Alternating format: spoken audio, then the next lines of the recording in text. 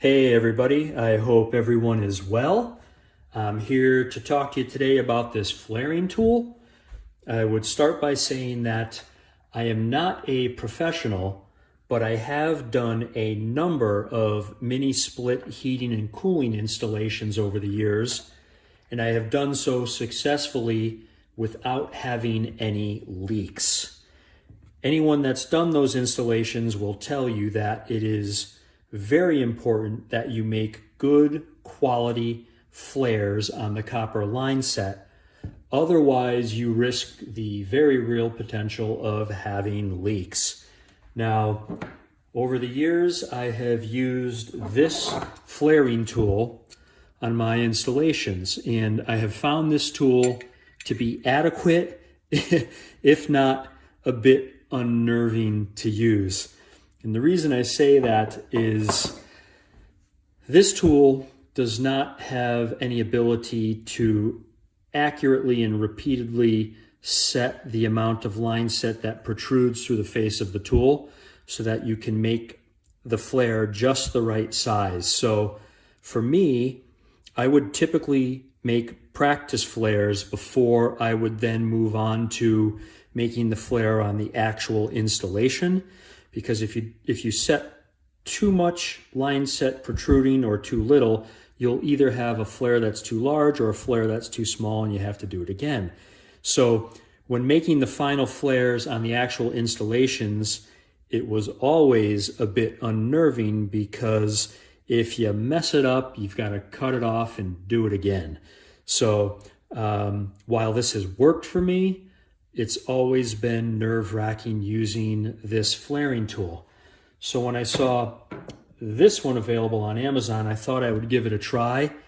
Right off the bat, I noticed and I liked the fact that it has this slider that sets the amount of line set protruding through the tool so that there's no guesswork to it whatsoever. Now, before I give you a little demo here, just wanted to show you a bunch of these flares that I've been making.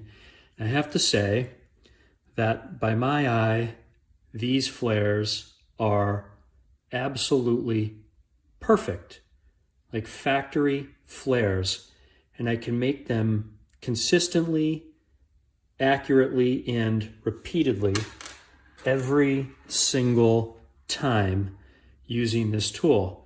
And honestly, I wish I had this thing for my other installations because it would have saved me a lot of angst worrying about getting those flares just right every single time. As you can see, these are just perfect. So I'm going to just show you a quick demo here. The tool is very straightforward. This sets the amount protruding for whatever size line set you're using. It just slides up and down along the length of the tool here. It opens up by squeezing the back just like so. So I've got 1/4 inch line set here. I'm going to go ahead and put it in the tool and set the depth here. Again, very straightforward setting the depth, very easy to do every time. I'm going to slide that out of the way now. And basically here, I'm going to put the business end of this thing onto the tool now. And it's pretty straightforward. Slides over, not difficult to put on there. You've got detents along both sides of the tool. And on this side here, you've got a ball and spring, so it will temporarily kind of hold it in place when you slide it over the size that you are looking to flare. Once you've got it there, you tighten it down on this side. And you snug it down a bit, and that clamps everything in place, and it holds the line set in place. Then basically from here, we're just going to go ahead and turn the flaring tool, and you will see that it has what they're calling a clutch.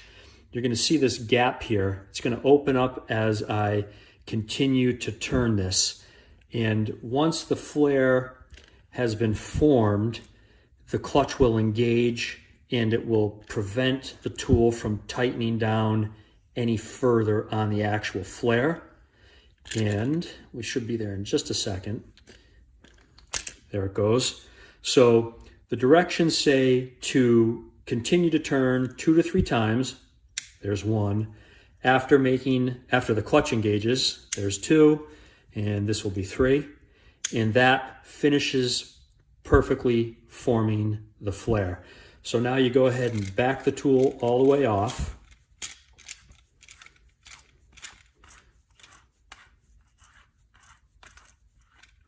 That's it. I'm going to go ahead and loosen it now.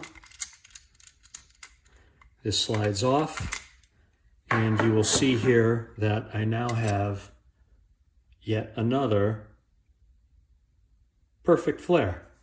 Go ahead and squeeze, opens it up, pop it out, and once again, just another perfect flare. So obviously I'm not testing these under pressure because I don't currently have an installation here, but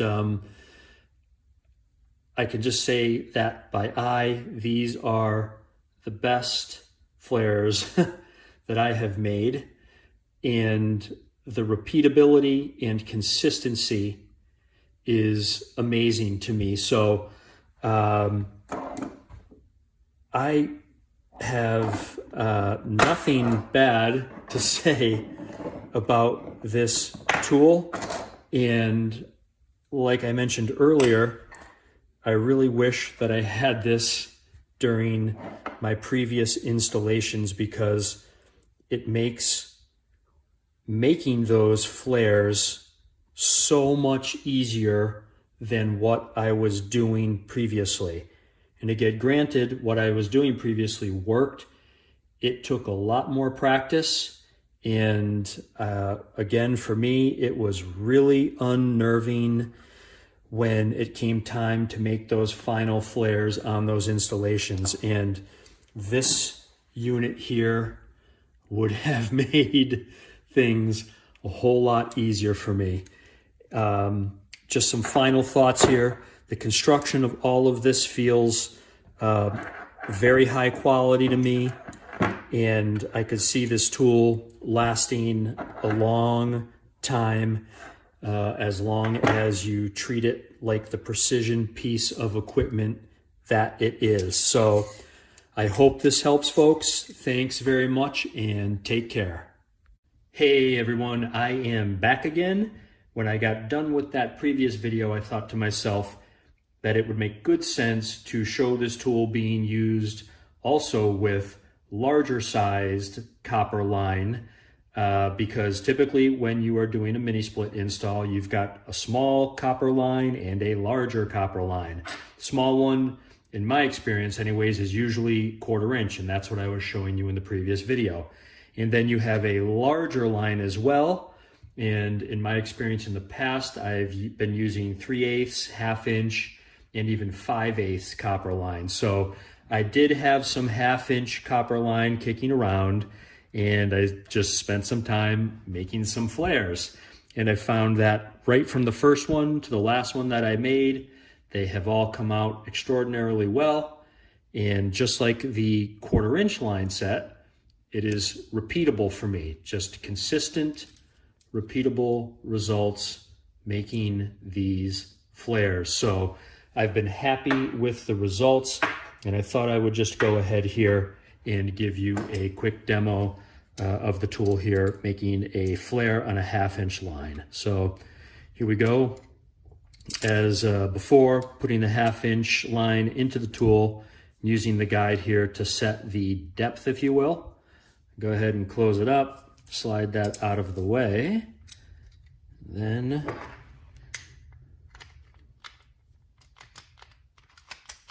go. Slide it up to the 1/2 inch line and tighten it down.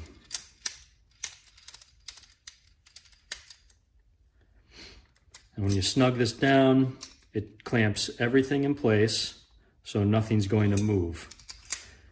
We're clamped in place. I'm ready to go. Let me stand over here.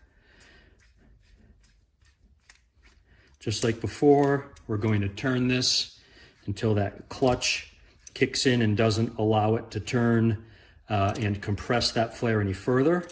And once that clutch engages, like it did right there, we're going to go around 1, 2, 3 times. From there, we go ahead and back it off.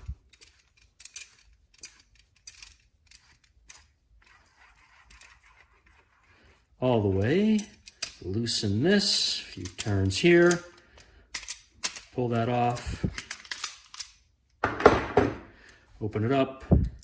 And there is our 1/2-inch flare. Really excellent results. I just thought that it would be good to go ahead and show that tool in action on the 1/2-inch. And the 1/2-inch stuff I have had difficulties with in the past.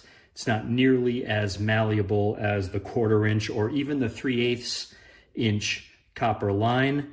So in my experience, again, I'm not a professional, but the 1/2-inch stuff is a lot tougher to work with.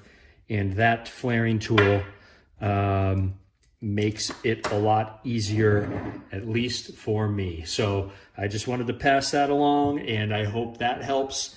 And I will leave it at that. Thanks a lot, folks.